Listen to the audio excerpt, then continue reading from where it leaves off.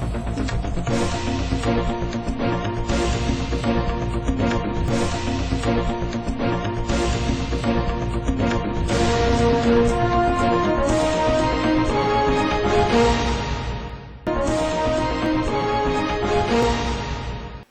દર્શક મિત્રો, લોકમત ન્યૂઝ ચેનલમાં હું ભૂમિ મહેતા આપનું હાર્દિક સ્વાગત કરું છું। ડભોઈ નગરમાં આજરોજ ગરમીનો મહત્તમ પારો 44 ડિગ્રીએ પહોંચતા નગરનું જનજીવન અસ્તવ્યસ્ત જોવા મળ્યું હતું।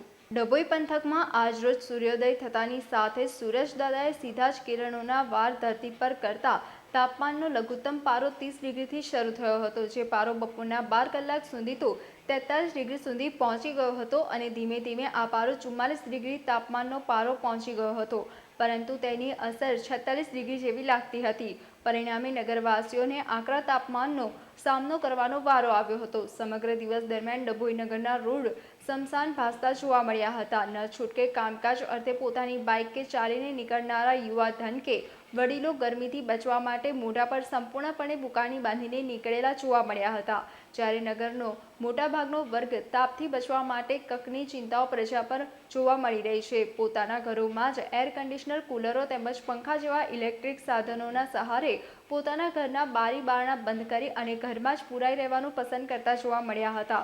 સૂરજદાદાએ આજરોજ આકરા સ્વરૂપ ધારણ કરી લેતા ડભોઈ પંથકમાં જનજીવનની સાથે વેપાર ધંધા પર પણ સીધી અસર જોવા મળી હતી। સમાચારોના સતત અપડેટ મેળવવા માટે લોકમત ન્યૂઝને યુટ્યુબ ઉપર સબસ્ક્રાઇબ કરો, બેલ આઇકોન દબાવો અને અમારી સાથે જોડાયેલ રહો ફેસબુક, ઇન્સ્ટાગ્રામ અને ટ્વિટર ઉપર।